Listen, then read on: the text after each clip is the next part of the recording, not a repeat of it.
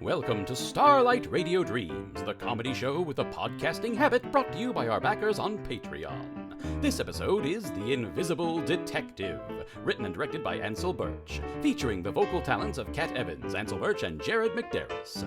The Starlight Radio Dreams theme was written and recorded by Arne Parrott. Sound design and editing by Ansel Burch. Now, without further ado, on with the show.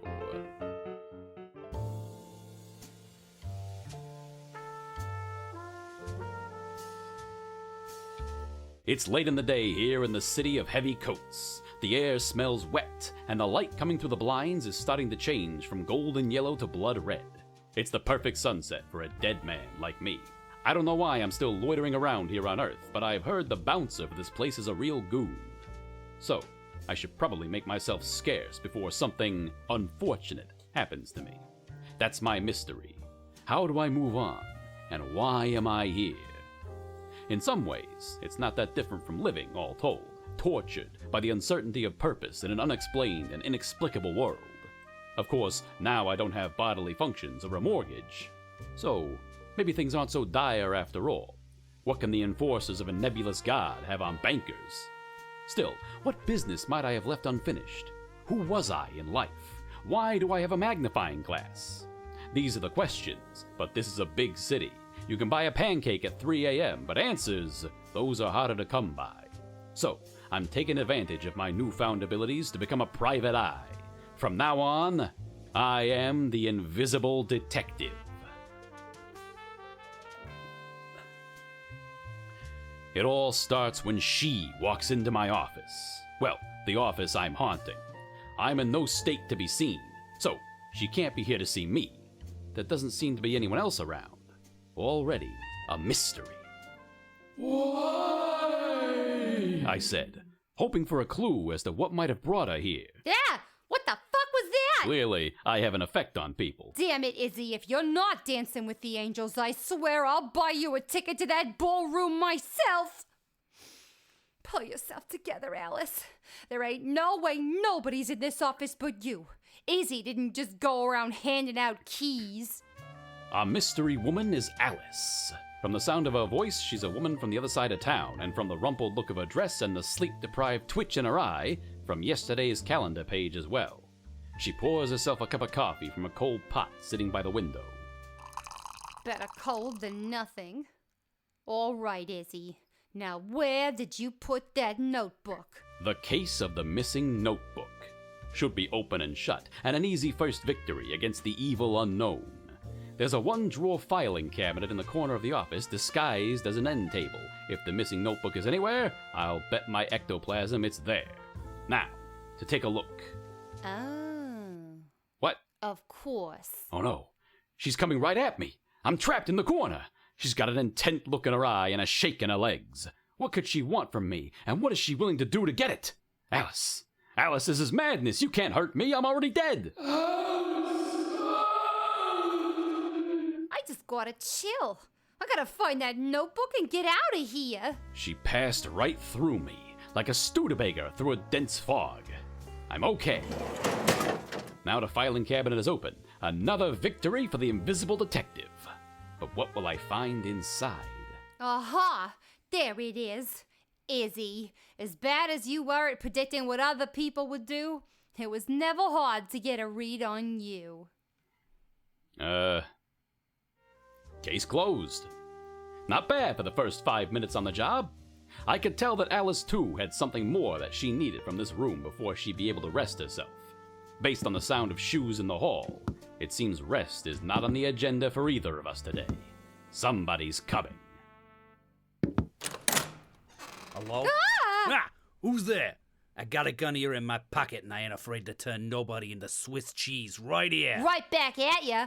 I ain't perforated nobody like a county fair admission ticket in days. So you just try me. Only if you want your next drink to make you look like the Rockefeller fountain. You're gonna have more holes than a golf course if you don't tell me who you are. You first, unless you want to go out with lots of places to keep pencils. Two people face off in the middle of a comfortable office. Light from the street slants into the room and shines off an ornamental glass eye on the desk between them. Locked into a standoff, certain to add another restless spirit towards this room's quota. I can't just float here. Josephat, who was that? Don't look at me. I got no idea what it is, but it keeps happening. Look, how's about we put our guns down and talk this out like reasonable people? I'm amenable. You first. Easy enough. I'm just poking my finger into the lining of my pocket. I ain't got a gun at all. For real? I almost shot you. You had me so excitable. Jeez. So, what are you doing here? Well, I got a pretty bad case on my hands. And it was somebody Izzy was helping out before he... Took his final trip. Yeah. A case, eh? I'm starting to think that the former inhabitant of this office was none other than myself, the best phantasmal detective in this city. Why, it all makes sense. That's why I knew about the filing cabinet. It's not exactly flooding back to me, though. I'll have to keep working on it. More importantly, what's the case I left behind? Will Alice and this new stranger be able to pick up the pieces? I'm Ernie, by the way. Ernie. Will Alice and Ernie be able to pick up the pieces? Who's the case? She knows all the questions to ask for this mug. He better not ask too many questions himself. It's the mayor. The mayor? I had no idea Izzy was getting so high profile. Yeah, it's a big one, too. It's getting so's the mayor can't see his own hands in front of his face. A fog of corruption. It's a real fog of corruption. That's what I said. Well, cataracts, but you know what I The mean. files are over there. Get what you need and I'll pretend I never saw you. The ones you need are labeled with the patient's name and file number. I know. We eye doctors all use the same system these days. Eye doctor. It's real good of you, taking a client from Isidore. We private eye care professionals got a code, you know. Oh. Private eye doctor. It's a real pity to see Isidore find a place in St. Barbara's churchyard so early. Do you know what happened? No. Well, it was lovely meeting Who you. was Alice And to me? yourself. What could I have had in life? Wait, but why does she have a gun? What was in that notebook she wanted? Ernie! I need you to ask more questions! That's fucking creepy, but at least the sucker is gone. Why are you putting the notebook in that trash can? All right, Izzy. Here it is, the blaze of glory for your great life's work.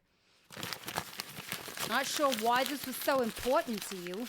Now no one will ever know about the private investigator novel you were drafting.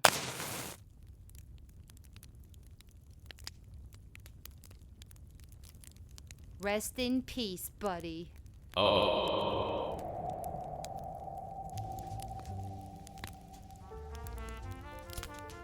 Who knew your last trip to the office would turn out to be a one-way ride? I think you'd have been a pretty good investigator, given the chance. I guess this is the end of the story of the invisible detective. For what it's worth, I'd have tuned in next week.